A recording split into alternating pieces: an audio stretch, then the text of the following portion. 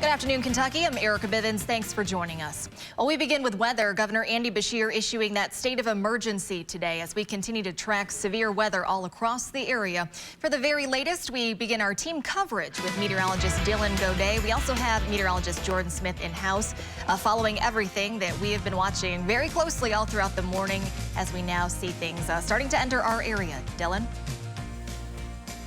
Yeah, that's right, Erica. We still have that tornado watch in place for central Kentucky. All the counties shaded in that red color there under that tornado watch. We just had a severe thunderstorm warning for Pulaski, Laurel, McCreary, and Wayne, but that has expired. We're still seeing some stronger storms pushing through the region. Current severe thunderstorm warning for Louisville, North and Westward. That's a very strong line, but we're also tracking a strong line of thunderstorms that's likely producing very gusty winds. The National Weather Service today is not issuing severe thunderstorm warnings unless there is winds in excess of 70 miles per hour. So this is still likely producing wind gusts strong enough to usually cause a severe thunderstorm warning to be issued. But because we are all expecting gusty winds today, they've elected to just keep that as that high wind warning. So just south of Richmond along I-75, you're likely running into some very gusty winds. This is almost becoming that backwards C shape there that you can see just west of Mount Vernon, just east of Somerset, just on the border there of McCreary and Wayne County.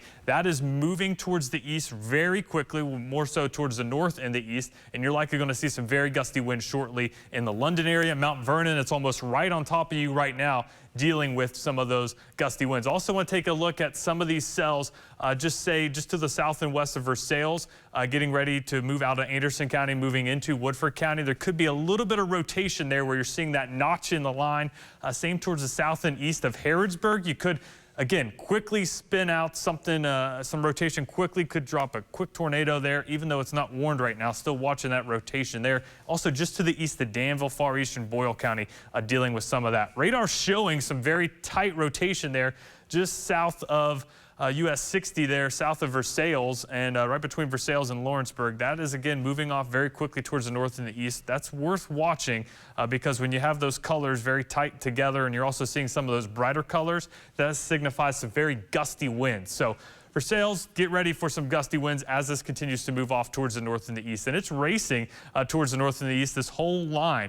And notice some clearing taking place towards E-Town. Don't let that fool you either, because when that moves into our area, we're going to see some of the strongest wind gusts that we have seen all day long. And meteorologist Jordan Smith now joins me with some more updates on those gusty winds. Jordan, we're continuing to see that gusty wind pattern create some issues into western Kentucky, and we're getting ready to see a lot of that here locally as well, right?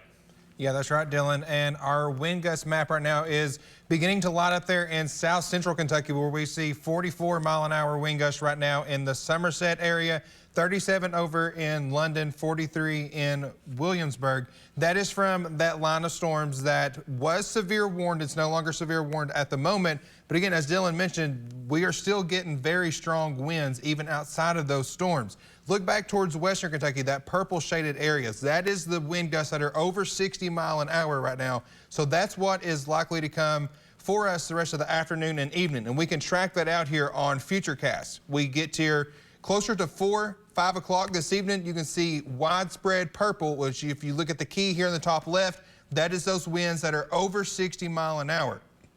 Excuse me, we can fast forward this even later on into the evening, 6, 7 o'clock this evening. We are still dealing with widespread wind gusts of 50 to 60, even higher wind gusts, even that's with outside of those thunderstorms. So the clearing that might be taking place behind this line of storms is likely to even result in these higher wind gusts. And it's really after 9, 10 o'clock tonight this evening before we really get to see those wind gusts die down. I mean, here we are at 10:30 tonight, and we're still seeing gusts upwards of 30 to 50 miles an hour. So the damage that is outside into central Kentucky, especially western Kentucky, unfortunately, that's likely to get worse as the rest of the afternoon and evening goes on, just because, again, our strongest winds are likely still ahead of us. Erica? All right, thank you, Jordan. We'll check back in with you guys in just a moment. Meantime, thousands still without electricity from the severe weather. I want to show you a live look at the statewide power outage map. You can see right now just about 94,000 customers currently without power. Just to give you an idea of how that number has changed, around 1:30 this afternoon, we saw just 29,000 outages statewide. All right, now we want to check in with ABC 36's Justin Walker, who has been standing by in Frankfort from the Emergency Operations Center. We're joined now with Justin and also the Emergency Management Director out there. Justin. Yeah, Erica, we are here with the Kentucky Division of Emergency Management Director, Jeremy Slinker. Thank you so much for talking with us today. I know you've been really busy today. Give us an update on what you're monitoring right now. Okay, well, right now we are starting to gather some damage assessments from when the storms have passed through western Kentucky, and we have reportage of home damages, trees down, power lines, and at least one tractor and trailer that's been overturned on I-24. So those are the things we're looking at. We're trying to get an assessment of how serious that those are and get the reports in from the field, while simultaneously watching the front move further east and trying to predict what those impacts will be as it comes across the state. Yeah. Are there areas that you are most concerned about right now as we go throughout the day? Well, we're coming on that I-65 corridor, and going beyond that, particularly with the first front.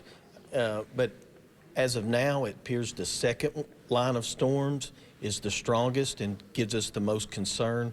So we're around that I-65 corridor right now, and we'll be seeing that come into central Kentucky in the coming hour or so. In terms of, roles here, I know you have a lot of people that are involved in your operation today. Can you talk about some of those roles and who are all here helping you guys? Well, we'll start tractor and trailer overturned. So we got Transportation Cabinet and the Kentucky State Police, and they're giving us the reports of impacts to traffic, which were minimum. What was the contributing factor? Wind was the contributing factor, and Transportation Cabinet's ability to pull cameras up, we could actually see what that actually looked like. Power outages, we have our energy folks here from the Energy Environment Cabinet that are tracking that. They stay in close contact with our private sector energy groups and get the reports in, estimate how long for repair, which we're not there yet. Assessments are being done now, but with more than 80,000 power outages, most in West Kentucky at this time, there's still a lot of work to be done. We have had some access problems, meaning getting to the damaged homes and getting to the things that need to be repaired. So we've mobilized what we call a cut and toss team, which is our state forestry division, along with assistance from the Kentucky National Guard. So they go out with chainsaws, forestry cuts, and National Guard tosses and gets it out of the way. Certainly a lot going on, and of course the main goal is to keep all of Kentuckians safe.